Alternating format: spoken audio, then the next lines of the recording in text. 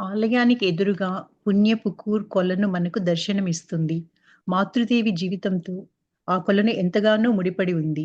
మాతృదేవి కొత్త ఇల్లు దీనికి నైరుతి దిశలో ఉంది. ఆ ఇంటిని 1916లో స్వామి శారదానంద కట్టించారు. ఆ ఇంట్లో 2 వైపులా 5 గదులున్నాయి. కుడివైపు ఉన్న మొదటి గదిలో ప్రస్తుతం మాతృదేవి చిత్రపటం అలంకరింపబడి ఉంది. తీర్థయాత్రకు వచ్చిన భక్తులు బస చేయడానికి తక్కిన గదులు కేటాయించబడి ఉన్నాయి. ఆ కొత్త ఇంట్లో మాతృదేవి దాదాపు 4 ఏళ్లు నివసించారు. ఓకే. హుహు. ఎవరు చెప్తున్నారు? ఎక్స్‌ప్లెయిన్ చేస్తున్నారు ఎవరు? మీరేనండి ఇంకా చెప్పగలరా? లేదంటే అంటే చెప్పగలనంటే పర్లేదు. లేకపోతే నేను ఆశ గారు చెప్తారు. ఆ! చెప్తాను. నేను బుక్ మొత్తం చదవలేదు. ముందు చదువుదాం అనుకున్నాను. టైం లేదు. ఇవాళ చదివి పర్వాలేదు. రేపు నుంచి చెప్తాను. ఇప్పుడు ఇవాళ ఇంతవరకే చదువుతాం. నేను రేపటి నుంచి మిగిలిన ముందు కూడా చెప్తాను తర్వాత. Very good. ఆలయానికి ఎదురుగా యాక్చువల్లీ శారదామాత పోయిన తర్వాత శారదామాత గురించి మీరంతా చదివారు, విన్నారు కదా! ఆమె పోయిన తర్వాత కూడా దర్శనమిస్తూ ఉండేదన్నమాట. ఆమె చాలా ఏమనాలి, ఇక దేవత అనుకోవాలి. ఇక రామకృష్ణ పరమహంస గురించి అంతా తెలుసు, కానీ ఇలా అక్కడ సీతామాత తెలిసినట్టుగా ఇక్కడ శారదామాత కూడా చాలా పుణ్యస్త్రీ. ఆమె చాలా దేవతా సంబంధాలు. వాళ్ళకిద్దరికి అసలు భేదం లేదట. రామకృష్ణ గారికి సీతామాతకి అసలు భేదం లేదు. రామకృష్ణ గారి భక్తులు అనుకుంటే ఈ మానసిక భక్తులు ఇంకా బాగా చాలా.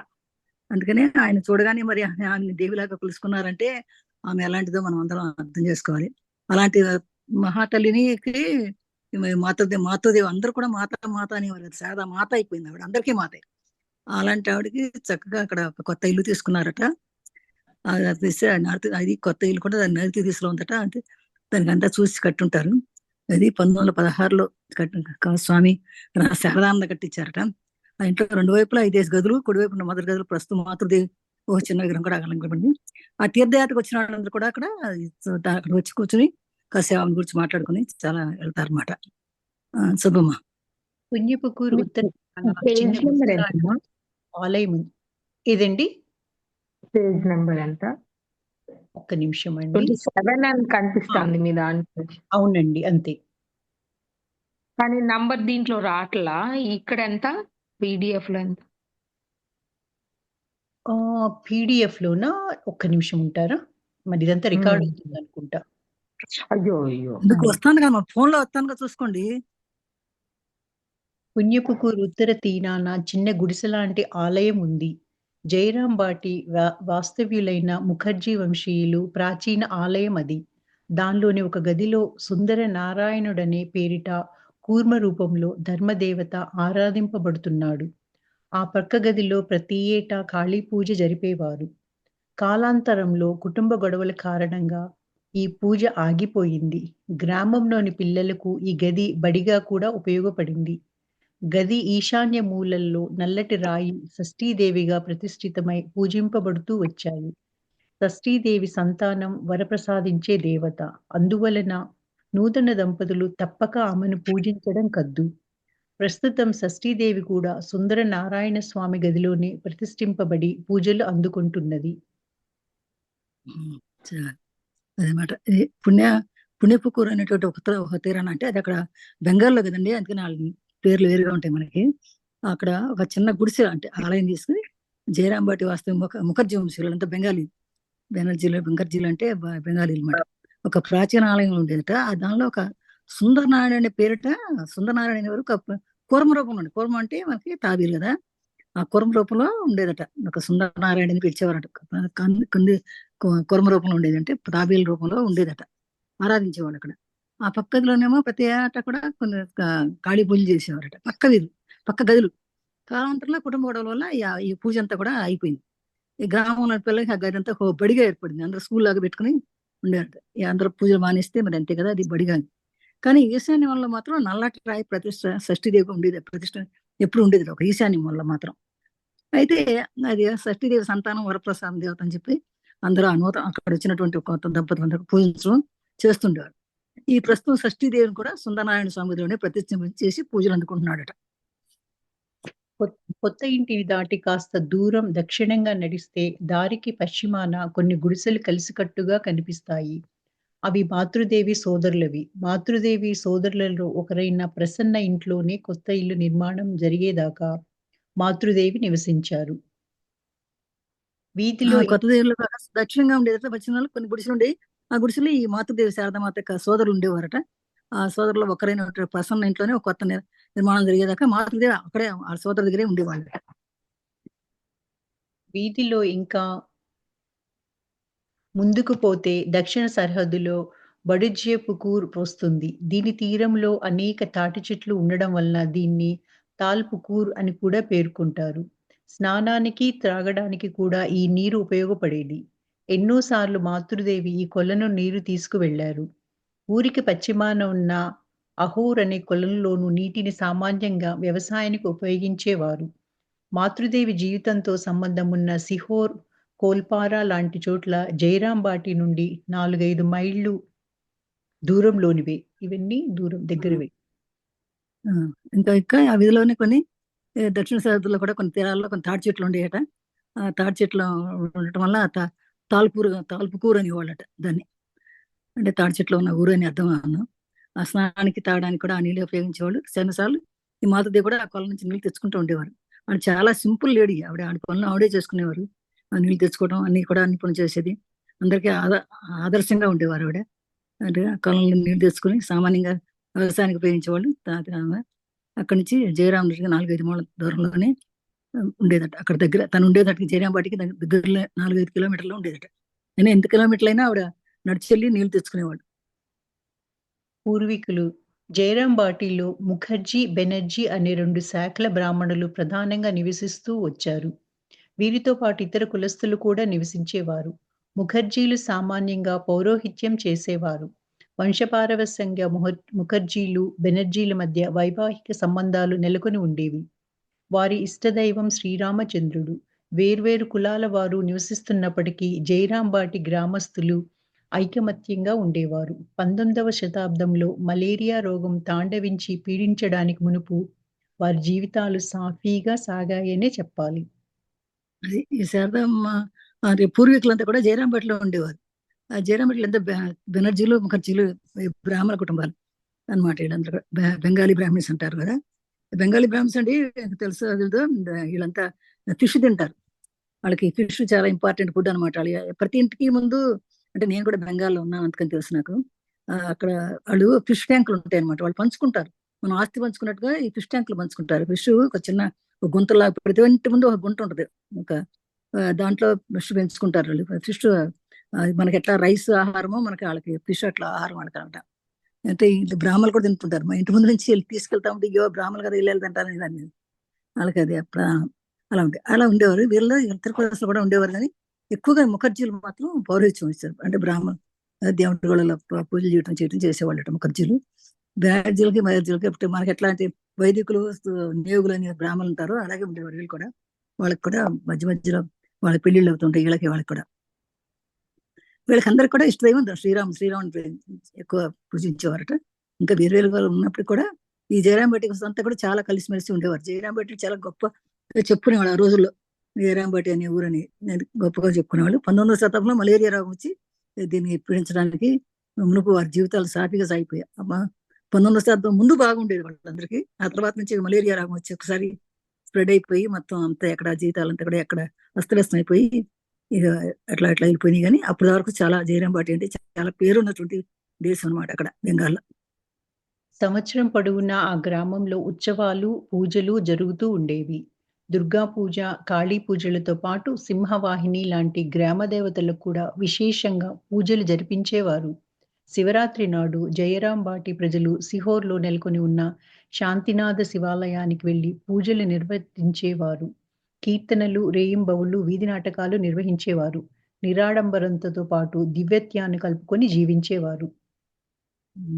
ఈ సంవత్సరం కూడా గ్రామంలో ఉత్సవాలు కూడా జరుగుతూనే ఉండేట. దుర్గా పూజ, కాళీ పూజ. దుర్గా పూజ చేసేవాళ్ళు, కాళీ పూజ చేసేవాళ్ళు. దాంట్లో సింహవాహిని అంటే లక్ష్మి అన్నమాట. సింహవాహనం కలిగినాడు కదా. అందుకని సింహవాహిని కూడా పార్వతీమాత అనేవాళ్ళు కదా. సింహాన్ని పార్వతీమాత. అట్లా అలాంటి వాళ్ళందరినీ కూడా అంటే బాగా మంచి పూజ చేసేవాడు. వీళ్ళందరూ గ్రామ దేవతలకు పెట్టి పూజ చేసేవాళ్ళు. కానీ శివరాత్రి నాడు మాత్రం జయరాం వాటి పోయి చాలా గొప్పగా సిహోర్లో ఉన్నటువంటి శాంతినాథ శివాలయానికి దగ్గర బాగా పూజలు చేసేవాట, కీర్తనలు చేసేవాళ్ళు, రెయింబోళ్ళు రాత్రింబోళ్ళు కూడా ఉపవాసాలు ఉండి వాళ్ళు జాగారాలు ఉండి ఎంతో గొప్పగా పూజలు చేసుకుని ఆనందించేవాడంట. రామచంద్ర ముఖర్జీల వంశంలోకి వచ్చిన వ్యక్తి రామచంద్ర. నిరాడంబరత, ప్రశాంతత, పవిత్రత లాంటి సుగుణాల నిలువ ఆయన సద్గుణ సంపత్తిని గ్రామస్తులు అందరూ గౌరవించేవారు. ఆయనకి త్రైలోక్యనాథ్, ఈశ్వరచంద్ర, నీలమాధవ్ అనే ముగ్గురు తమ్ముళ్ళు.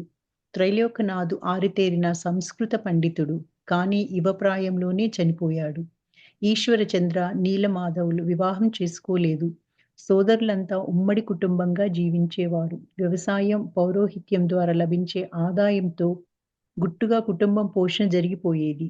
వారు కుటుంబ ఖర్చులను గలిగారే కానీ జీవన ప్రమాణాన్ని పెంచుకోలేకపోయారు. పాపం ఈ రామచంద్ర గారు ఒక గొప్ప వ్యక్తి అనమాట. ముఖర్జీ వంశంలో మనం అనుకున్నాం కదా, బెనర్జీలో ముఖర్జీలు. ఈ ముఖర్జీ వంశంలో వచ్చినటువంటి వ్యక్తి రామచంద్ర. అంటే చాలా నిరాడంబరంగా ఉండేవారట. ఆయన ఎంత డబ్బులు ఉన్నా ఉన్నట్టుగా కనిపించేవాడు, ఆదర్శంగా ఉండేవారు అందరికి. అంటే మంచి పవిత్ర గుణాలు ఉండేవి ఆయన దగ్గర, మంచి సద్గుణ సంపత్తి కలిగినటువంటి వాడు. అందరు గ్రామస్తులందరినీ గౌరవించేవాడు. ఆయన త్రైలోక్యనాథ్, ఈశ్వరనాథ్, నీలమాధవ్ అనే ముగ్గురు తమ్ముళ్ళు ఉండేవారట వాళ్ళకి. ఈ త్రైలోక్యనాథ్ ఇంకా పండితుడు, గొప్ప పండితుడు. కానీ యువప్రాయంలోనే చనిపోయాడు పాపం, అంత పండితుడు కూడా. ఈశ్వరచంద్ర, నీలమాధవ్ కూడా వివాహం చేసుకోలేదు వాళ్ళు, ఇంకా ఇద్దరు తమ్ముళ్ళు కూడా. సోదరులంతా ఉమ్మడి కుటుంబం ఉండేవారు. వ్యవసాయం, పౌరోహిత్యం ద్వారా లభించి దాన్ని గుట్టుగా కుటుంబ పోషణ జరిగేది. మరి ఖర్చులకు తట్టుకోగలిగేవారు, కానీ జీవన పణం పెంచుకోవాలి. ఇంకంటే పెంచుదాం, ఆశ పెంచుకుని ఇంకా సంపాదిద్దాం లేకుండా వాళ్ళకి జీవితానికి సరిపడినంత డబ్బులు మాత్రమే సంపాదించుకుని హాయిగా గుట్టుగా ఉండేవారట. పేదవాడు అయినప్పటికీ రామచంద్ర ధర్మాన్ని పాటిస్తూ బ్రాహ్మణ ఆదర్శాల నుండి వీసమెత్తమైన వైదొలగక జీవించాడు. తమ తండ్రిని గురించి మాతృదేవి కాలాంతరంలో ఇలా వ్యాఖ్యానించారు: ఆయన ఉత్తముడు, శ్రీరామచంద్రుని ఆదర్శ భక్తుడు. బ్రాహ్మణ ఆదర్శాల నుండి కించిత్తు కూడా దిగజారక జీవించాడు. ఎవరు ఏమిచ్చినా చటుక్కున పుచ్చుకునేవాడు కాదు. హుక్కా త్రాగడం ఆయనకి ఎంతో ప్రీతి.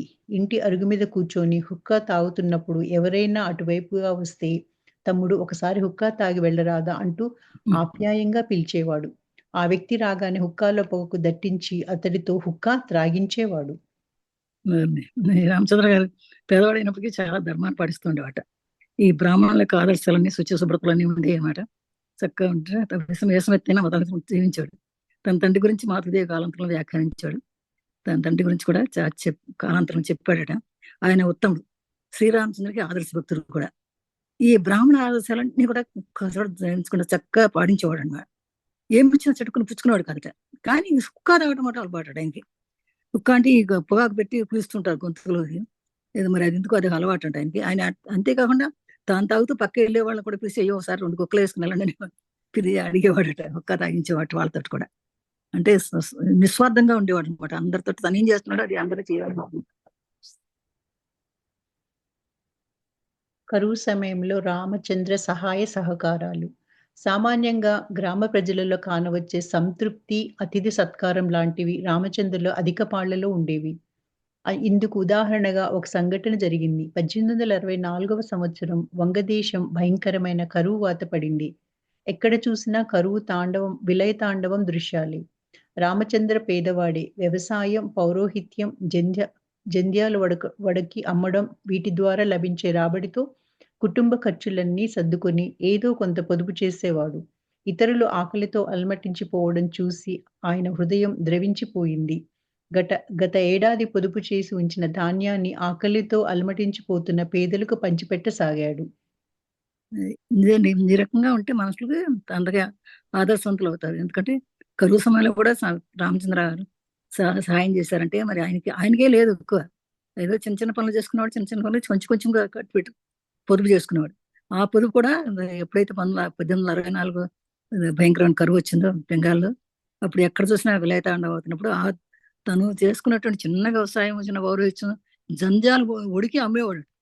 దాంతో వచ్చిన ఎంత డబ్బు వస్తుంది, ఆ డబ్బుతోనే పొదుపు చేసుకుని ఆ డబ్బుని ఎవరైతే ఆకలితో ఉన్నారో వాళ్ళందరికీ ఇచ్చి, వాళ్ళ హృదయం దమించేటట్టుగా ఎంతో పొదుపు చేసిన దాన్ని చక్కగా ఇచ్చి పేదలకు సహాయం చేసేవాడంటే, మనకున్న దాంట్లో మనం ఎంత ధర్మం చేయాలనేది మనం నేర్చుకోవాలి. దీని గురించి మనకున్న దాంట్లో మనకు ఉందని దాచిపెట్టుకుని వాళ్ళకి రేపటికి దాచిపెట్టి బ్యాంకుల్లో పెట్టి మూల పెడతాం.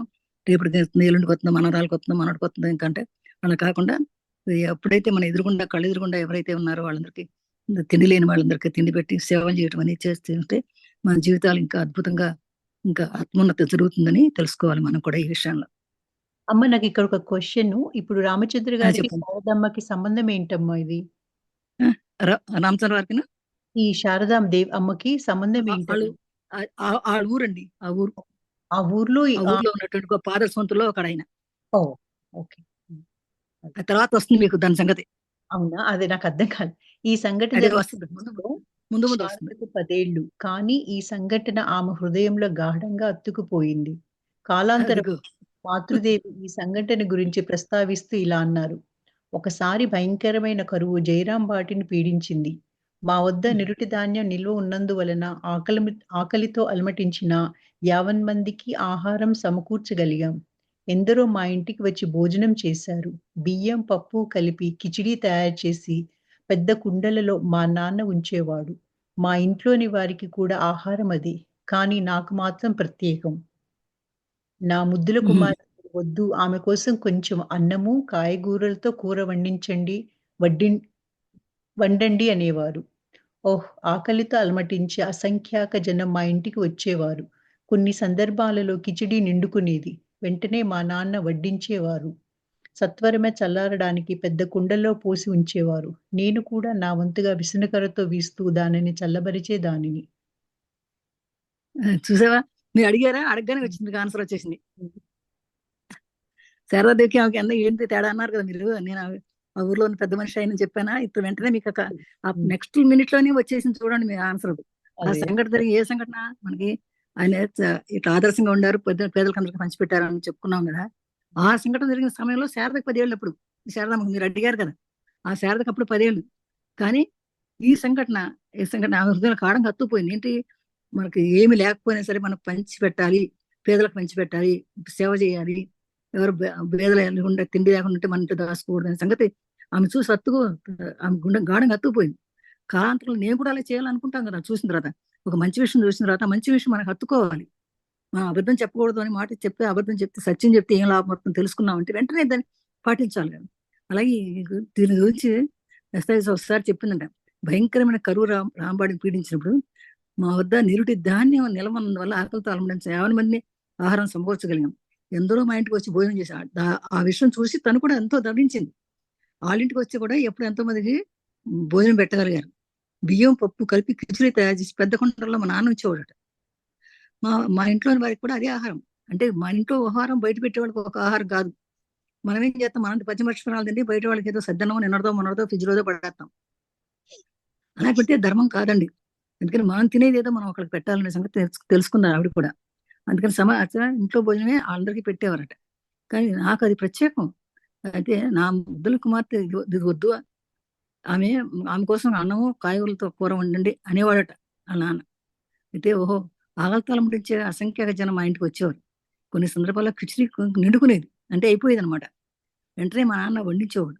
సత్వరమే చల్లారడానికి పెద్ద కుండల్లో పోషించేవారు. నేను కూడా నా ముందుగా విసనకర్రతో వీస్తూ దాన్ని చల్లబరిచేదంటే, ఆ నాన్నగారు వండించి పెడితే ఎదురుగా పెట్టడానికి ఆకలికి ఆగలేరని చెప్పేసి ఆరవడానికి ప్యాన్లు పెట్టి ఆడిపించారు. ఇది ఇవి కూడా విసనకర్ర పుచ్చుకుని ఆడిచడానికి అంటే తొందరగా ఆడిపోతే అలా పెట్టొచ్చు అనే ఉద్దేశంతో. అంటే ఆ చిన్నతనంలోనే అలవాటు పడాలండి ఇలాంటివన్నీ. పెద్దవాళ్ళైన తర్వాత కష్టం. అంటారు కదా, మొక్క వంగందే మానే వంగున అంటారు కదా సామెత. అట్లాగే చిన్నప్పటి నుంచి అలాంటి దృశ్యాలు మన మనసులో హత్తుపోయేటట్టుంటే అది ఎప్పుడు పాతుకుపోతాయి అన్నమాట. ఇలా ఒకరోజు ఒక నిమ్న కులస్తురాలు ఆకలితో అలమటిస్తూ అంతా మర్చిపోయి పిచ్చిదానిలా వచ్చింది. కళ్ళు ఎర్రబారి, జుట్టు విరబోసుకొని పిచ్చిదానిలాగే కనపడింది. గబగబా వచ్చిన ఆమెకు ముందు కనిపించింది తొట్టిలో పశువుల కోసం కలిపి ఉంచిన తవుడు. అంతే, వెంటనే దాన్ని 2 చేతుల్లో తీసుకొని ఆవురావురమని తినసాగింది. అమ్మా, దాన్ని తినకు, లోపల కిచిడీ ఉంది వెళ్ళుతును అంటూ మేమెంత మొత్తుకున్నా ఆమె వింటే కదా. ఆ తవుడు కాస్త తిన్న తర్వాత ఆమెకు బాహ్య ప్రపంచ స్పృహ వచ్చింది. ఆకలి బాధ సామాన్యమైనదా ఏమిటి? అదే ఎట్లాగే నిమ్మన కులస్తురాలు అంటే, నిమ్మన కులం అంటే తక్కువ కులం అనమాట. తక్కువ కులంలో వాళ్ళు ఆకలితో అలమటిస్తుంటే, తక్కువ కులంలో అంటే ఇక తిండి కూడా లేనటువంటి వాళ్ళు అనమాట. చాలా పేద జాతిలో ఉన్నటువంటి అమ్మాయి అలా ఆకలితో అలమటిస్తూ వచ్చిపోయింది, పిచ్చిదానిలో వచ్చిందంట. కళ్ళు ఎరబడిపోయి చుట్టూ ఎరిపోయి ఎట్లా కూర్చుని ఉంటే గబగబా ముందుకు వచ్చింది. ఆమె ఆహారం తీసుకొచ్చే లోపలే కొద్దిగా బస్సు తొట్టిలో కొద్దిగా తౌడు ఉంటే ఆ తౌడు వస్తాను. అమ్మ వద్దు దాన్ని తినబాక లోపలికి ఇచ్చిన తెస్తా అని చెప్పి స్మూత్ ఇంపకుండా వచ్చే వరకు ఆగలేకపోయి ఆ తౌడు తినేసిందట. తర్వాత బాహేశ్వరకు వచ్చింది. తర్వాత ఆకలి మరి ఏంటి ఆకలి అంటే అలాంటిది కదా, ఎదురు ఏది కనపడితే అది కప్పుకొని తినేసేయడమే, బతుకుదాం అనే ఉద్దేశం ఉంటుంది కానీ ఇంకా ఇది ఉండదు కదా. అలా జరిగింది అని చెప్తుంది అన్నమాట. భర్త ఉదాత్త గుణాలకు తీటుగా ఆయనకు తగిన సుందరీదేవి శ్యామసుందరీదేవి. భర్త ఉదాత్త గుణాలకు తీటుగా ఆయనకు తగిన భార్యగా వ్యవహరించింది శ్యామసుందరీదేవి. సిహోర్కు చెందిన హరిప్రసాద్ మంజుదార్ కుమార్తె ఆమె.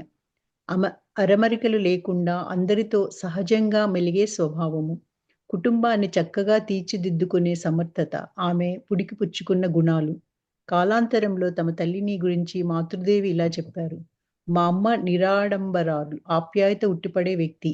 ఏదీ దుబారా చేయకుండా శ్రద్ధగా సేకరించి ఉంచుకునేవారు. భక్తులు వస్తే చాలు ఆమె ఆనందం అవధులు దాటిపోయేది. ఆహా, నా మనవడు వచ్చేశాడు, మనవరాలు వచ్చేసిందంటూ ఆనంద పరసురాలయ్యేది.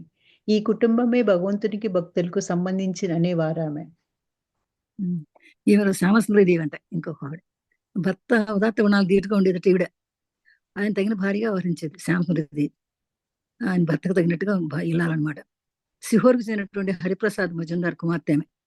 అంటే ఎవరు మళ్ళీ మామూలు ఆవిడ కోత కాదు, అది మజుందార్ కుమార్తె. అంటే హరిప్రసాద్ మజుందార్ కుమార్తె అంటే బాగా ఉన్నవాడు. ఆరమరికలు లేకుండా అందరినీ సహజంగా మెలిగే స్వభావం ఉండదు. చక్కగా కుటుంబం తెచ్చుకుని దిద్దుకునే సమర్థత కూడా ఉంది మంచి. అయితే కాలాంతరంలో తమ తల్లి గురించి మాతృదేవి ఇలా చెప్పింది. తమ తల్లి గురించి ఎవరి శారదామాత చెప్తున్నారు అనమాట. ఏమని? మా అమ్మ నిరాడంబరాలు, అంటే బహుశా వీళ్ళ అమ్మ అని ఆప్యాయత కట్టుబడే వ్యక్తి, ఏది దుబారా చేయకుండా శ్రద్ధగా జీవించాడు.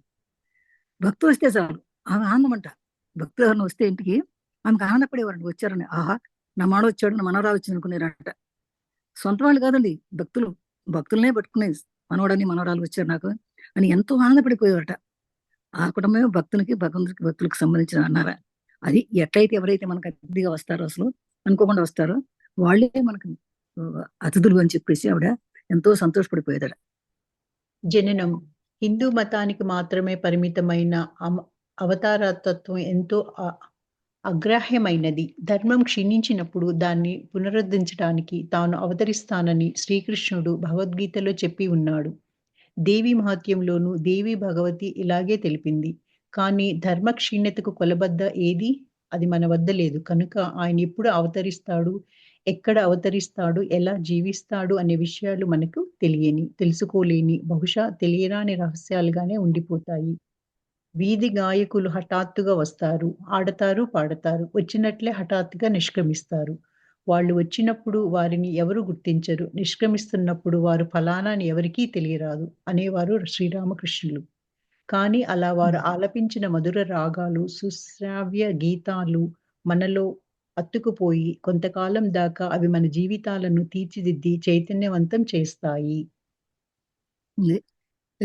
మన పూర్వీకుల గురించి చెప్తున్నారు ఇక్కడ. హిందూ మతానికి మాత్రమే పరిమితమైన అవతారతత్వం. యాక్చువల్లీ మనం అందరే నమ్ముతాం. అంతే, హిందువులోనే ఎక్కువ అవతారతత్వం ఉందని, మన దశావతారాలని కూడా మనం నమ్ముతాం. ఎందుకంటే ఈ ధర్మం క్షీణించినప్పుడు వస్తాడు కదా భగవంతుడు. ధర్మ సంస్థాపనార్థాయ సంభవాన్ని యుగే అంటాడు. ధర్మాన్ని సంపరించడానికి కోసమే నేను వస్తానని కృష్ణుడు ఎప్పుడు చెప్తాడు కదా, భగవద్గీతలో చెప్తాడు కదా. ధర్మం ఎప్పుడైతే గ్లాని జరుగుతుందో, ధర్మానికి గ్లాని జరిగినప్పుడు నేను వస్తాను, వచ్చి భక్తులను రక్షిస్తాను, శిక్షను సంపుతానని చెప్తాడు అనమాట.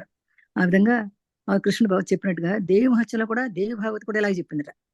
అంటే అని చాలా పురాణాల్లో మనకు చెప్తాయి ఇవన్నీ కూడా అని. కానీ ధర్మక్షీణత కొలబద్ది ఏంటి?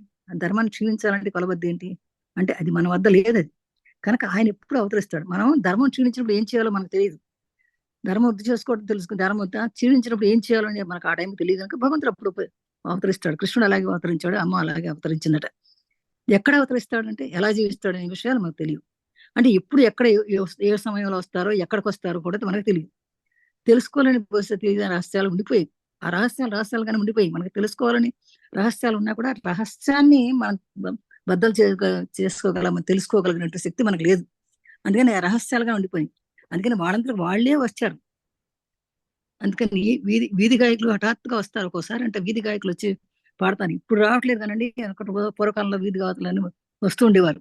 సడన్ గా వస్తూ ఉండేవారు, పాటలు పాడుతుండేవారు, వీధుల్లో తిరుగుతూ ఉండేవారు, గానాలు చేస్తూ ఉండేవారు. వాళ్ళకు కూడా రక్షణ ఉండేది.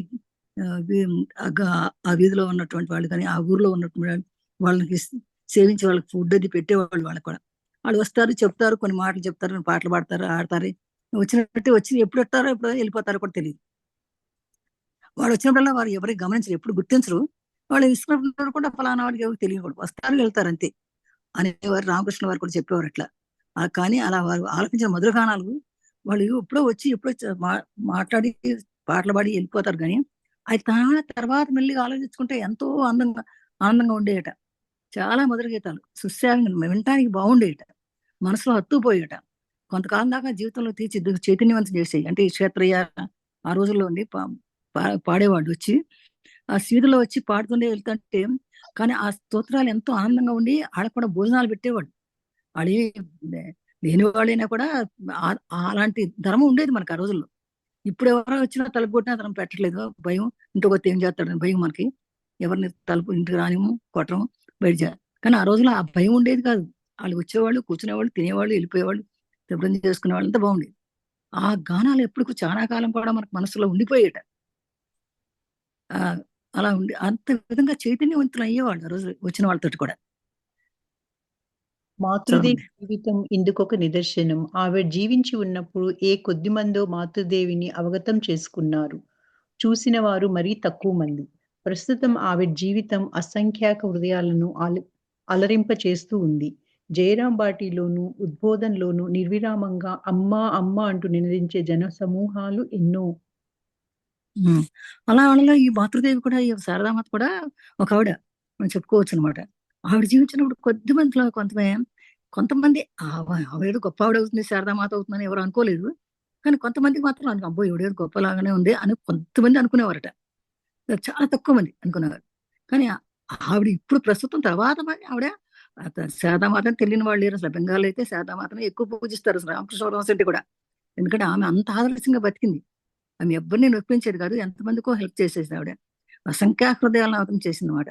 అందుకని జయరాంబాట్లో అడుగుళ్ళు వాళ్ళ దేశంలో అనమాట. జయరాంబాట్లో కానీ, ఉద్బోధనలో కానీ మీరు అందరూ కూడా అమ్మ అని పిలుస్తారు. ఇంకోటి అంటారు అసలు అనమాట, అమ్మ అంటే శారదాదేవి.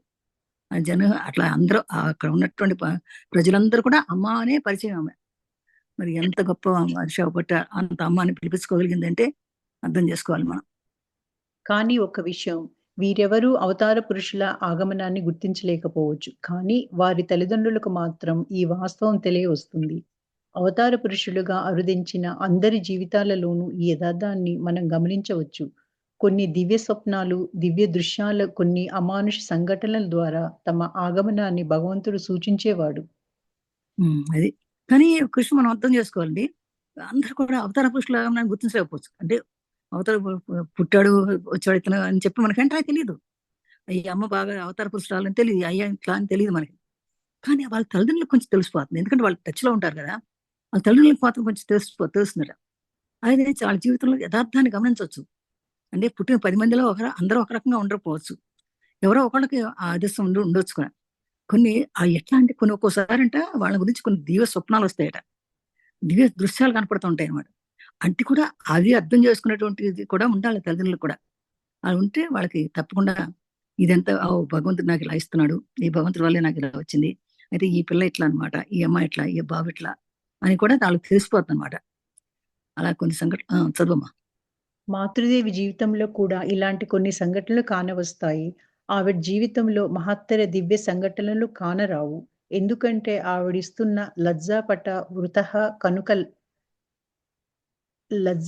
వృతః కనుక లజ్జ అనే ముసుగులోనే ఆవిడ జీవించారు. కానీ ముసుగు తొలగిపోకుండా ఉంటుందా ఏమిటి? ఎప్పుడైనా ముసుగు వైదొలిగినప్పుడు ఒక కాంతి కిరణం, నేను నీకు, ఆయనకు మాత్రమే కాదు లోకం యావత్తుకు తల్లిని అనే సత్యాన్ని స్పష్టంగా చూపుతుంది. అలాంటి సంభవాలను మనం ముందు ముందు చూడబోతున్నాం. చాలా వండర్ఫుల్. ఈ మాతృదేవి కూడా ఇలాంటి సంఘటనలు ఎన్నో వచ్చినాయి. ఈ శారదామాయి కూడా ఎన్నో సంఘటనలు జరిగట. బెహత్తర జీవిత దివ్య సంఘటనలు కానరావు. కానీ ఆవిడ లజ్జా పటావృత అంటే మరి అదేమో తెలీదు. లజ్జా పటావృత అంటే లజ్జ అంటే సిగ్గుపడే వాళ్ళు అంటే ఎక్కువ సిగ్గుపడి బయటకు వచ్చేవాళ్ళు కాదుట. చాలా సిగ్గుతోనే ఉండేవారు ఆవిడ. కానీ ముసుగు తొలిపోకుండా ఉంటుందా మరి ఎప్పుడే ఎన్నాళ్ళని ఉంటారు అలాగా? ఎప్పుడైనా ఆ ముసుగు తొలకాల్సింది. మనం ఎప్పుడు ముసుగులో ఉండటం కుదరదు, బయటికి రావాలి. అయితే ఆ ముసుగులో తొలగిపోకుండా ఉంటుంది ఏంటి? ఎప్పుడైనా ముసుగు తొలగిపోకుండా, ఒక ముసుగు తొలిగితే ఆ కాంతి కిరణం బయటపడుతుంది. ఏమని వచ్చిందంటే తన లోపలంట, నేను నీకు ఆయనకి మాత్రమే కాదు, యావత్తుకు తల్లి అన్నాడు. అంటే నీకు తల్లిదండ్రులకు గాని, ఆ భర్త వచ్చే భర్త కాదు, లోకానికి అంతటికి యావత్తుకి కూడా తల్లివి నువ్వే అని స్పష్టంగా తనకు తెలుస్తోందట. ఇలాంటివి ముందు ముందు మనం చూస్తాం అనుకోండి. అలా ఆమె అసలు మీకు తెలుసో లేదా, రామకృష్ణ పరమహంసకి పెళ్లి చేసుకోవాలన్నప్పుడు పలానా ఊళ్ళో ఉంది అమ్మాయిని తీసుకొచ్చేయండి అని చెప్పాడు. ఆయనే చెప్పాడు. తల్లిదండ్రులు అసలు పెళ్లి చేసుకోవాలంటే తల్లిదండ్రులు పెళ్లి చేయాలంటారు అనమాట. లేదా పిచ్చోడు అయిపోతున్నాడు, ఎంతసేపు ఆ పూజలోనే ఉంటున్నాడు, పెళ్లి చేయాలి, పెళ్లి చేసి తెప్పించుకుతుంది అని చెప్పి అన్నారు. అంటే ఇక పట్టుబట్టి చేయాలంటే ఆయనే చెప్పాడంట, పలానా ఊళ్ళో పలానా అమ్మాయి ఉంది, అమ్మాయిని చేయండి అన్నాడు. ఆ అమ్మాయి కూడా అక్కడికి వెళ్ళి అడిగితే ఆ అమ్మాయిని, అవును నాకు ఆయనే భర్త అంతట. సరే బాగానే ఉంది కదా, ఇద్దరు బాగానే చేసుకుంటారని పెళ్లి చేశారు అనమాట ఇద్దరికి కలిపి. ఈ పెళ్లి చేసిన తర్వాత ఇక ఆమె మామూలుగా ఫస్ట్ నైట్ వస్తారు కదా, అది మంచి బట్టలు కట్టేసి పంపించారు. ఈ లోపల రాగానే ఆయన ఆమెకి మాతే కనపడిపోయింది అందులో. ఆయనకి ఆమె రామకృష్ణ కనపడుతున్నాడు అనమాట. అందుకని అప్పుడు ఆమె డాన్స్ పోజ్ లో ఉంచుంటే అమ్మవారు వచ్చిందని చెప్పేసి అతను కూడా డాన్స్ చేసి కాళ్ళ మొక్కి వచ్చేవాడు. ఆ రకంగా జరిగింది. అందుకని అలాంటి గొప్పవాళ్ళే ఎదుగుతారనేది. అందుకని తల్లి అనే మాట కనిపించి అతను కూడా మనసులో తల్లి అనే భావన వచ్చింది, భార్య అనే భావన రాలా. అట్లాగే తల్లి నీ ఒక్కడికే తల్లి కాదు, నేను ప్రపంచానికి తల్లిని అన్నట్టుగా చూపించింది ఆవిడ. ఆమె చేసేటువంటి పనుల్లో కానీ, చూసే దృశ్యాల్లో కానీ, చేసే సేవలను బట్టి కానీ ఆమె మాత అయిపోయింది ప్రతి ఒక్కరికి కూడా. ఇంకా ముందు ముందు చూస్తాం అలాంటి తల్లిని గురించిన విషయాలు ఇంకా బాగా నేర్చుకుంటాం మనం. ఇంకా ప్రస్తుత ప్రశ్న ఈ సంభవాలు నిజమైనవేనా అన్నది. ఈ ప్రశ్నకు మనం 2 కోణాల నుండి జవాబు చెప్పవచ్చు. మొదటిది, ఈ సంఘటనలు వేటిని మనం నమ్మకపోయినా వాటిల్లబోయే నష్టం ఏమీ లేదు. ఈ సంఘటనలన్నింటినీ తొలగించి చూసినప్పటికీ ఆవిడ మాతృదేవిగానే విరాజిల్లుతారు. ఆవిడ జీవితంలోని ప్రతి క్షణము అటువంటి అద్భుత సందేశంగా పరిణమిస్తుంది. అమ్మా, మీ జీవితం ప్రార్థన యొక్క సుదీర్ఘ ప్రశాంతత అని కదా సోదరి నివేదిత పేర్కొన్నింది.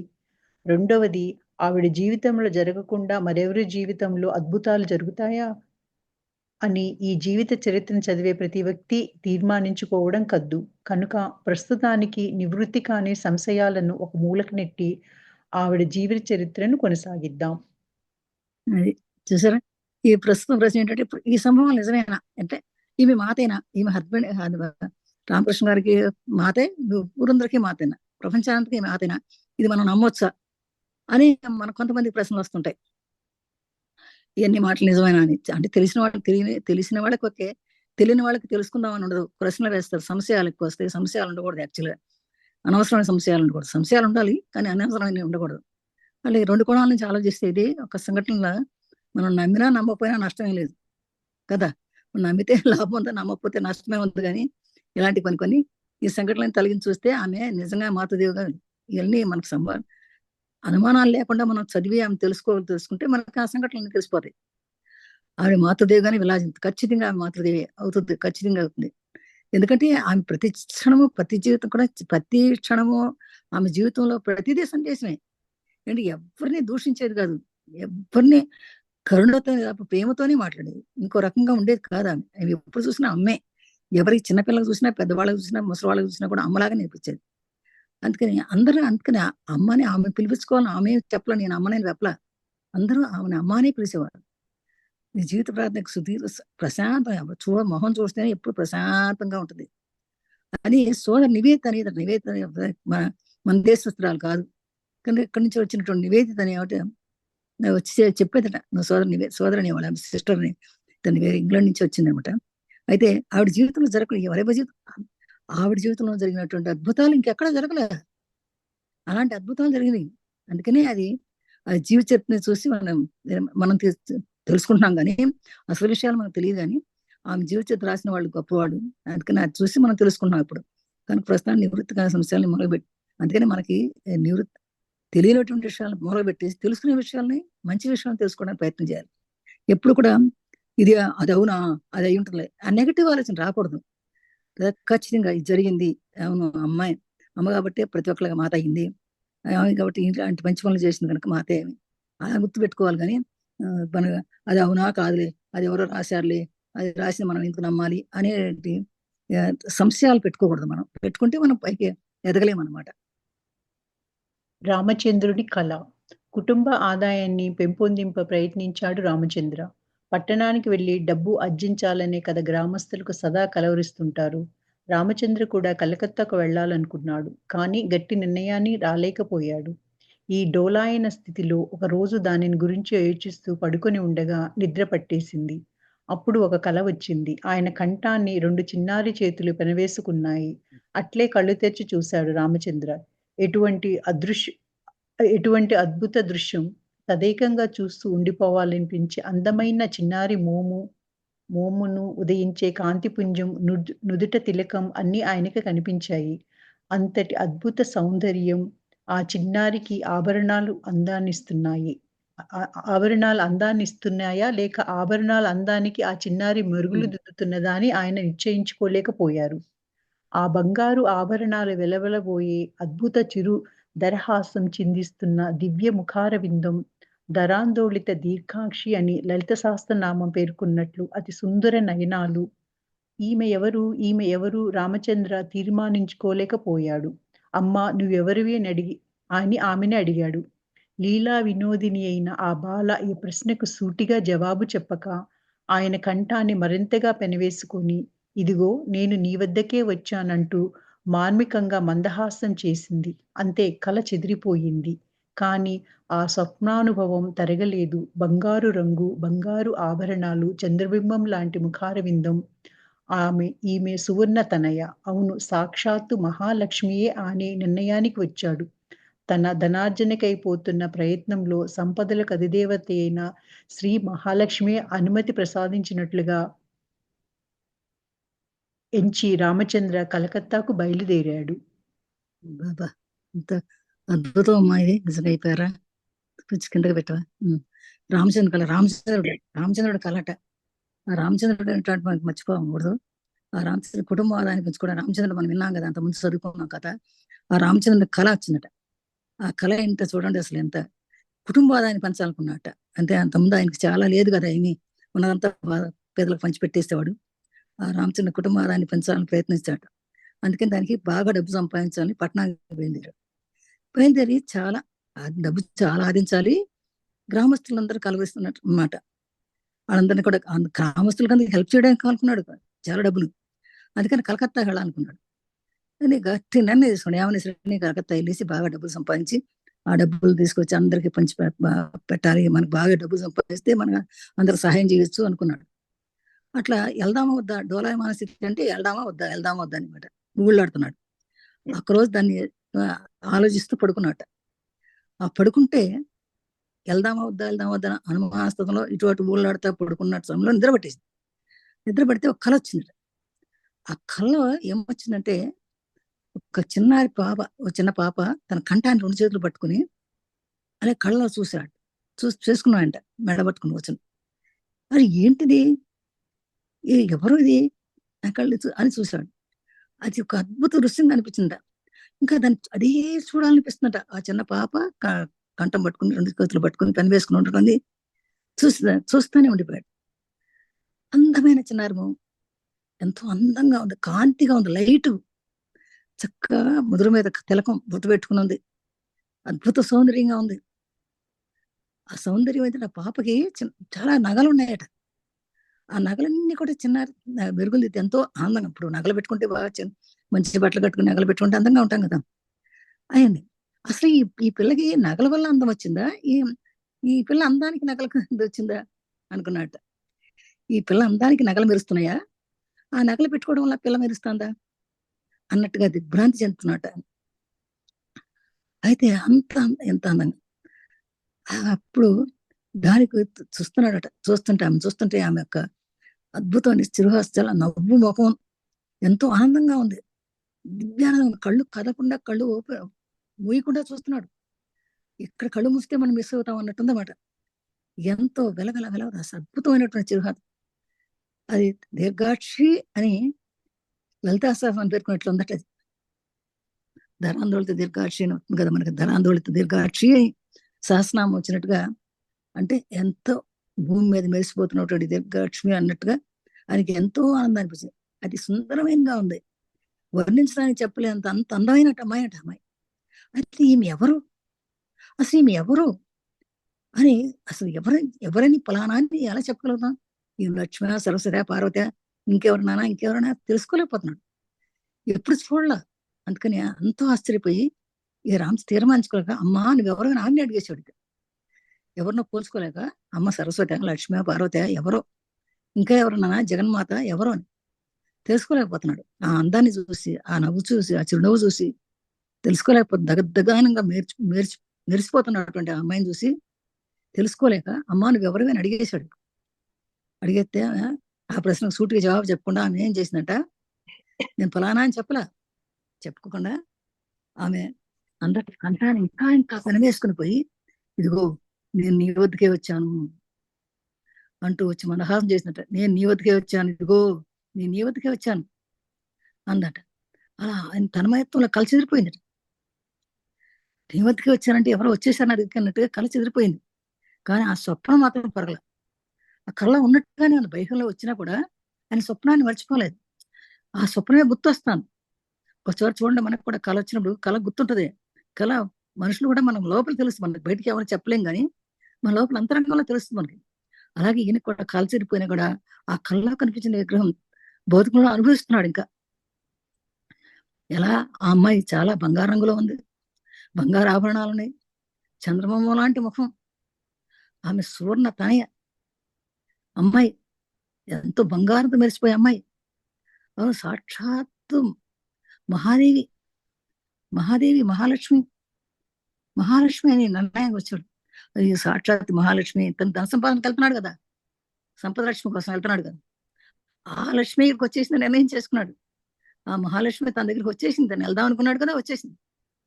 తను ధనార్జకైపోతున్నటువంటి ప్రయత్నం, సంపదలకు అధిపతి అయినట్టు ఆ మహాలక్ష్మి తన దగ్గరికి వచ్చేసింది కదా అని కలకత్తాకి బయలుదేరి తన దగ్గరికి వచ్చింది, తన మటే ఉంటుంది కదా అని రామచంద్ర కలకత్తాకి బయలుదేరాడట. అట్లా అనుకుంది, తన దగ్గరే ఉంది, తనతోటే పాటే ఉందని తనతో పాటు వెళ్ళాడు అనమాట, బయలుదేరాడట మహానుభావుడు. శ్యామసుందరీదేవి కాంచిన దృశ్యం. భర్త కలకత్తాకు వెళ్లిన తరువాత శ్యామసుందరీదేవి తన తండ్రితో పుట్టింట సిహోర్లో నివసించసాగింది. ఒకనాటి సాయంత్రం సమీపంలోని కొలను తీరాన బిల్వవృక్షం కింద ఆమె కూర్చొని ఉంది. హఠాత్తుగా కింకిణి నాదం వినిపించింది. ఎక్కడి నుంచి ఈ నాదం వస్తుందోనని చుట్టూ కలయ చూసింది. అప్పుడు చెట్టు కొమ్మల నుండి జారుకుంటూ వచ్చింది ఒక అద్భుతమైన పాప.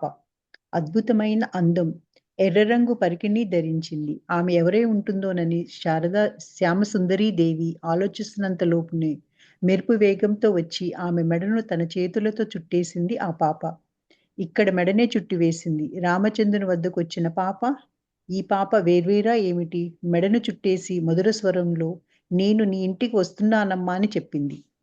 శ్యామసుందరీదేవి ఆ మాటలు విని మూర్ఛపోయింది. అక్కడ ఆ స్థితిలో ఎంతసేపు ఉండిపోయిందో తెలియదు.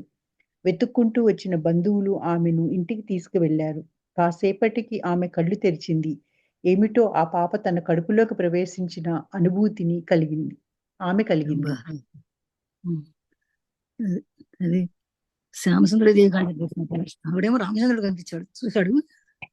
ఇప్పుడేమో శ్యామసుందరదేవి కనిపించిన దృశ్యం ఏమిటి? భర్త కలకత్తాకి వెళ్ళిపోయాడు. ఇక ఆ దృశ్యం చూసినాక ఆమె అదృష్టదేవత నాలోనే ఉంది అనుకున్నాడు, ఆ లక్ష్మీదేవత నాలోనే ఉంది అనుకున్నాడు, వెళ్ళిపోయాడు, కలకత్తా వెళ్ళిపోయాడు. ఆ తర్వాత శ్యామసుందరదేవి తన పుట్టింట సిహోర్లో నివసించింది, భార్య అనమాట, అతని భార్య శ్యామసుందరదేవి తన పుట్టింట్లో ఉండిపోయింది. అతను అక్కడే వెళ్ళాడు అనమాట, సిహోర్లో నివసం. ఒకనాడు సాయంత్రం సమీపంలో కొలం తీరాన బిలవృక్షం అని కూర్చుంది. మనకు అందరికి తెలుసు కదా బిలవృక్షం అంటే. బిలవృక్షం అని కూర్చుందట. హఠాత్తుగా ఓ చిరుగజ్జల నాదం వినిపించిందట. అంటే కాళ్ళకి చిన్న గజ్జను గదులుకుని నాట్యం చేస్తున్నట్టుగా వినిపించిందట. ఎక్కడి నుంచి నాదం వస్తుంది అని చుట్టూ చూసింది. అప్పుడు చెట్టు కొమ్మల నుంచి జారుకుంటూ వచ్చిందట ఒక శబ్దం, చెట్టు కొమ్మల నుంచి. అది ఎవరంటే ఒక అద్భుతమైన పాప, బహుశా ఆ పాపే ఉంటుంది. అద్భుతమైన పాప.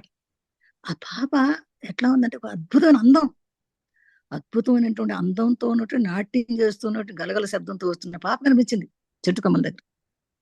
ఎర్ర రంగు పరికిణి వేసుకుంది. ఈమె ఎవరై ఉంటుందా అని రామచంద్రుడు ఆలోచిస్తూనే ఉందట. ఎవరప్పా ఈ పిల్ల, నేను ఎప్పుడు చూడలేదు కదా, ఇంత అందమైన అమ్మాయి ఎక్కడి నుంచి వచ్చిందా అని ఆలోచిస్తూ అంతలోనే నిరుపయోగం వచ్చి ఆమె మెడతనే ఈ మెడలకి చేవేసిందట. మెడకు చెట్టు ఎలా ఇప్పుడు రామచంద్రుడికి ఎలా ఇస్తుందో ఇట్లా ఈ శ్యామలని కూడా చుట్టేసింది, మెడ చుట్టేసిందట. వెంటనే చేతులు చుట్టేసింది, ఇక్కడ మెడనే చుట్టేసింది. రామచంద్రవతి కూడా పాపే. ఆ పాప వేరు ఈ పాప వేరువా ఏంటి? రామచంద్రవతికి వచ్చిన పాప వేరు, ఈ పాప వేరు వేరా ఏంటి? మెడం చుట్టేసి మధురస్వరంతో అందట. నేను నీ ఇంటికి వస్తున్నానమ్మా అని చెప్పిందిట అమ్మాయి. నేను నీ ఇంటికి వస్తున్నానమ్మా అని చెప్పింది. శ్యామసుందరదేవి ఆ మాటలు విని మోసపోయింది. ఇంత అందమైన అమ్మాయి, ఎర్రటి పరిగణిత కనపడతాను చక్కగా, అద్భుతమైనటువంటి దివ్యకళతో ఉంది. ఇలాంటి అమ్మాయి నా ఇంటికి రావటం అంటే మోసపోయింది ఆ మాట వినగానే. ఆస్తిలో ఎంతసేపు ఉండిపోయిందో కూడా ఆమె తెలియదట పాపం. వెతుక్కుంటూ వచ్చిన బంధువులంతా కూడా ఏది ఆమె ఎక్కడ పోయింది, ఇంట్లో లేదు కదా అని వెతుక్కుంటూ వచ్చారు. బంధువులందరూ కూడా వచ్చారు. వచ్చి కనపడింది, తీసుకుని వెళ్ళారు. కాసేపటికి ఆమె కళ్ళు తెరిచింది.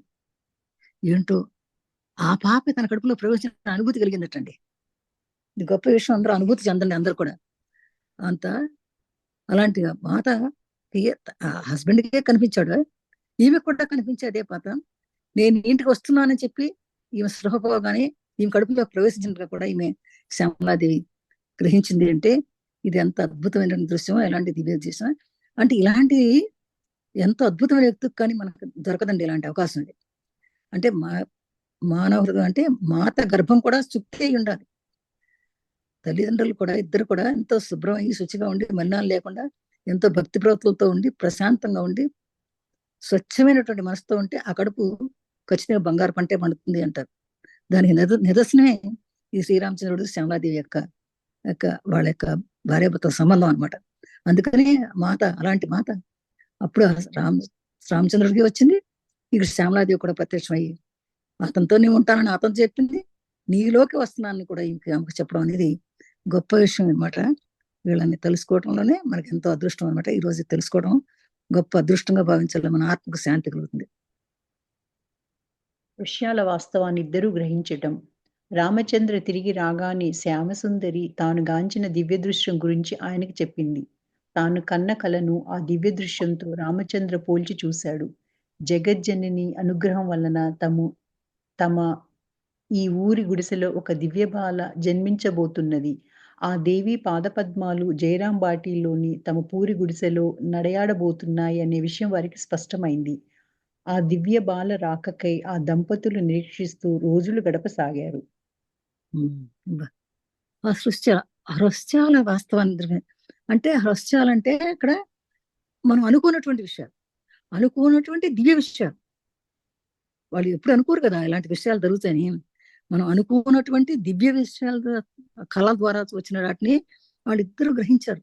ఎందుకంటే ఇద్దరికీ వచ్చింది కదా, ఇద్దరికీ ఒకే కళ వచ్చింది, ఇద్దరికీ ఒకే అమ్మాయి వచ్చింది, ఇద్దరికీ ఆ దివ్య సుందరమనే కనిపించింది. ఆయనకి అనిపించరికలా ఆ రామచంద్ర కలకత్తా వెళ్ళాడు, డబ్బు సంపాదించిన, వెళ్ళి తిరిగి వచ్చాడు. తిరగగానే శ్యామసుందరి దివ్య దృశ్యం చెప్పింది. తాను కన్న కళ్ళకి దివ్య దృశ్యంతో పోల్చి చూశాడు. తను అదే కన్నాడు కదా, భార్య కూడా తగిలింది. అయితే తప్పకుండా ఈ జగజ్జన్ని మనం వస్తాను మనకి ఇంటికి అనుకున్నారు. జగజ్జన్ని మన ఇంటికి వస్తాను, ఆయన విగ్రహం వల్లేదు మనకి ఇద్దరికీ కనిపించింది కనుక ఖచ్చితంగా జగజ్జన్ని మన ఇంటికి వస్తాను అని. అది ఎక్కడ జరుగుతుంది? వాళ్ళకేం పెద్ద ఆస్తులు లేవు, వాళ్ళ పూరి గుడిసె. మన ఆ పూరి గుడిసెలోనే ఒక దివ్యబాల జన్మిస్తుంది, ఇక వస్తుంది అని అనుకున్నారు. ఆ దేవి పాదపద్మాలు జయరాంపేటలో తన పూరి గుడిసెలో నడవబోతుంది. అబ్బాబా, ఈ జయరాంపేటలోనే అలాంటి మహాతల్లి తన పూరి గుడిసెలో నడవబోతుంది అనే విషయం వారికి స్పష్టమైపోయింది. ఆ దివ్య వాళ్ళకి ఆ దంపతులు నిరీక్షిస్తూనే రోజులు ఎప్పుడు వస్తుందా అమ్మ, ఎప్పుడు వస్తుందా అని వాళ్ళు కళ్ళు మూసుకుని ఆ స్మృతి పదంలోనే ఉండిపోయారు. ఆ మాత కోసం అని చెప్పేసి ఎదురు చూస్తున్నారు. అలాంటి చిన్న వాళ్ళకి ఇద్దరికీ తెలిసిపోయింది కదా, ఫలానా మాత దివ్యాంగ భార్య కనిపిస్తుంది, ఆ వస్తాను మన ఇంటికి అని తెలిసిపోయేసరికి ఆ మాత ఎప్పుడు వస్తుందా, ఈ నా పూరి గుడిసెలో తిరుగుతుందా అలాంటి మాత వచ్చి అని చెప్పేసి వాళ్ళు నిరీక్షిస్తూ అలానే రోజులు గడుపుతా ఉన్నారు అన్నమాట. సంతోషంతో ఎదురు చూస్తా కూర్చున్నారట.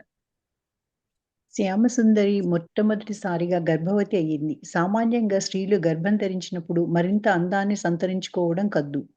యోగులు హృదయ కుహరంలో నెలకొల్పుకున్న దేవిని తమ గర్భం అనే గృహంలో ధరించిన శ్యామసుందరి అందం ఎలా ఉండి ఉంటుంది? కాలాంతరంలో శ్యామసుందరి యోగిన్ మాతో నేను గర్భవతిగా ఉన్నప్పుడు నా మీను వెలువరించిన అందచందాలు వర్ణాతీతం. ఎందరు స్త్రీలు వచ్చి నాకు చీరలిచ్చి వెళ్లారో తెలుసా అని చెప్పడం తటస్థించింది. శ్యామసుందరదేవి మొట్టమొదటి గర్భం ఇది వాళ్ళకి. మొట్టమొదటి గర్భం. సామాన్యంగా స్త్రీలు గర్భంగా ఉన్నప్పుడు అందంగా ఉంటారు, కలర్ వస్తారు, అందంగా ఉంటారు, బాగా ఉంటారు, అందంగా ఉంటారు. అంటే అంత అందాన్ని ఎక్కువగా ఉంటారు. అందుకే తెలిసిన విషయం ఇది అనుకోండి. యోగులు మరి అలాంటిది వీళ్ళకి యోగిలో హృదయ కుహరంలో ఉన్న దేవి. ఆమె ఒక యోగి, ఒక మాత, ఒక అద్భుతమైన దివ్య శక్తి, మా జగజ్జనని. ఈమె హృదయంలో ఉంది, ఈమె హృదయ కుహరంలో ఉంది, హృదయ గుండెల్లో ఉంది. అలాంటి దేవిని తన్ని గుహలో ధారించినట్టు అలాంటి గర్భాన్ని ధరించబోయే శ్యామసుందరికి మరి ఎంత అందం ఉండాలి? మామూలుగా ప్రతి ఒక్క గర్భిణీ స్త్రీనే అందంగా ఉంటారు. మరి అలాంటిది ఆ దివ్యజన్నే తన గర్భంలో ఉన్నప్పుడు మరి ఇలాంటి శ్యామసుందరి ఎంత ఎంత అందంగా ఉండి ఉంటుంది.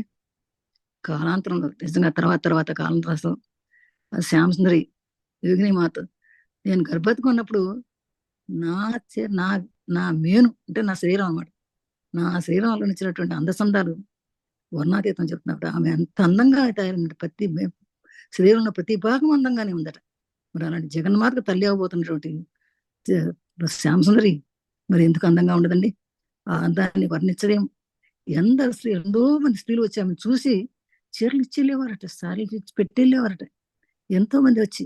ఎందుకంటే ఆమె అందాన్ని చూసి మురిచిపోయి ఏం వాళ్ళ అనుకునేవాళ్ళట. ఆ రకంగా జరిగిపోయింది ఆమె గర్భిణీ అంతా కూడా అన్నమాట. శారదా జననం. రోజులు గడిచిపోతున్నాయి. మాసాలలో నేను మార్గశిర. ముని శ్రీకృష్ణుడు శ్లాఘించిన మార్గశిర మాసం వచ్చింది. అందరికీ ఆనందాన్ని పంచి ఇచ్చే కాలం అది. కోతలు పూర్తయి కోతల కాలాన జరుపుకునే ఉత్సవాలు మొదలయ్యాయి. మన పురాణాల ప్రకారం 6 నెలలు నిద్రించే దేవతలు మేల్కొనే కాలం అది. దినకరుడు తన దక్షిణాయానాన్ని పూర్తి చేసి ఉత్తరాయణంలోకి ప్రవేశించే కాలం అది. ఆ సమయంలో ఒక గురువారం కృష్ణపక్ష సప్తమి నాటి చలితో కూడిన సాయంత్రం. అప్పుడప్పుడే చీకట్లో కమ్ముకుంటున్నాయి. ఉత్తర నక్షత్రం ఉచ్చస్థితిలో ఉన్న సమయంలో ఈ చీకటిని చలిని చీల్చుకుంటూ రామచంద్ర ఇంట్లో నుండి శంఖానాదం వినవచ్చింది. అవును, వారెదురు చూస్తున్న ఆ దివ్య బాల జన్మించింది. అది 1853 సంవత్సరము డిసెంబర్ 23వ తేదీ. భలే కోయిన్సిడెన్స్ వచ్చింది కూడా. శారదాదేవి జనం, శారదాదేవి ప్రాణి పుచ్చేసిందండి. రోజులు గడిచిపోతున్నాయి. మాసాల్లో మార్గశిర మాసం, ఇప్పుడు కూడా మార్గశిర మాసం. ఇప్పుడు మనం చదువుకునేది కూడా ఇది మార్గశిర మాసం. మార్గశిర మాసంలోనే కృష్ణుడు చెప్తాడన్నమాట, మార్గశిరం వచ్చింది, కృష్ణుడు సాగించిన మార్గశిర మాసం వచ్చేసింది. అందరికీ ఆనందాన్ని పంచిచ్చే కాలం. ఎందుకంటే ఇది మాసం చాలా బాగుంటుంది. ఇక్కడ చలిగానండి, ఇండియాలో చాలా బాగుంటుంది మార్గశిర మాసం. వచ్చేసింది. కోతలు పూర్తి కోతల కాలం అంటే అందరూ కూడా వ్యవసాయం పనులు అవి చేసుకుని హాయిగా పంట ఇంట్లో పెట్టుకుని హాయిగా భుజించేటువంటి సమయం అన్నమాట ఇది. అందరు చక్కగా సంక్రాంతి ఉత్సవాలు చేసుకుంటారు. సంక్రాంతి వస్తుంది అని చేసుకుంటారు. అందరూ ఆనందంగా ఉండేటట్టు, ఎందుకంటే పంటలు బాగా పండి ఎంతో ఆనందంగా ఉండేస్తాం మామూలు రైతులు కూడా. అందుకని ఇది కూడా పల్లెటూరే కదా ఇది. అందుకని మన పురాణాల ప్రకారం కూడా 6 నెలల నుంచి దేవతలు మేల్కొనే కాలం ఇది అన్నమాట. అంటే 6 నెలలు ఉత్తరాయణం, 6 నెలలు దక్షిణాయనం అంటారు కదా. అలాగే దినకరుడు అంటే సూర్యుడు తన దర్శనాన్ని పూర్తి చేసుకుని ఉత్తరాయణం ప్రవేశించబోయి ఇక మార్గశిరం నుంచి మొదలెడతాడు, ఉత్తరాయణం రావడానికి ప్రయత్నిస్తాడు. అంటే సంక్రాంతి కల్లా వచ్చేస్తాడు, ఉత్తరాయణంలోకి వచ్చేస్తాడు అనమాట. మెల్లిగా బయలుదేరి దర్శనం నుంచి మెల్లిగా బయలుదేరి ఉత్తరాయణంలోకి వస్తాడు అనమాట. అలాంటి సమయంలోనే ఒక గురువారం నాడు కృష్ణపక్ష సప్తమి నాడు చలిలో కూడిన సాయంత్రం అప్పుడప్పుడే చీకట్లు నింపుకుంటాయి. అంటే ఈవినింగ్ టైంలో ఉత్తర నక్షత్రంలో ఉచ్చస్థితిలో ఉంది, ఉత్తరంలో నక్షత్రం ఉచ్చస్థితిలో ఉంది, మంచి స్థితిలో ఉంది. ఆ సమయంలో చీకటిని చలిని చీల్చుకుంటూ, అది రాత్రిపూట కదా చీకటి, చలికాలం చలికాలం మార్గశిర మాసం అంటే చలికాలం. ఈ చలికాలం చీల్చుకుంటూ రామచంద్రుడి నుంచి ఒక శంఖానాదం వచ్చింది. శంఖం ఊదినట్టుగా శబ్దం వచ్చిందట. అవును, వాడు ఎదురు చూస్తున్నారు. ఇక నాదం వస్తుందంటే గొప్ప నాదం, దివ్యనాదం వస్తుంది. ఆ దివ్యనాదం వస్తుంటే అది ఎందుకు వస్తుంది? ఆ దివ్యనాదం ఆ దివ్య బాల జన్మిస్తుంది. వచ్చేసింది, దివ్యనాదం వచ్చేసింది, ఆ దివ్య బాల జన్మించింది. అది అదే ఎప్పుడన్నమాట 23 ఉంటుంది, 23 డిసెంబర్ 53 సంవత్సరం డిసెంబర్ 23వ తేదీ. ఇవాళ మనకి 9వ తేదీ. ఇవాళ 9 10 మనకి. ఈరోజు మన 9వ తేదీ కదా, 9. డిసెంబర్ 9. అప్పుడు 23వ తేదీ అంట ఆమె పుట్టిందంటే. ఈ నెలలోనే, ఈ మార్గశిర మాసంలోనే పుట్టింది. ఈ నెలలోనే మనం కూడా చదువుకుంటున్నాం ఆమె గురించి. ఇంకా ఇక్కడికి ఆపుతామమ్మా. ఆపుదామండి. రేపు ఇంకా కొంచెం చదువుకుందాం దీన్నే, మళ్ళీ రిపీట్ చేసుకుందాం రేపు మళ్ళీ. ఈమె జననాన్ని గురించి రేపు మళ్ళీ రిపీట్ చేసుకుందాం. ఇంకా ఎవరికైనా ఏమైనా సందేహాలు ఉంటే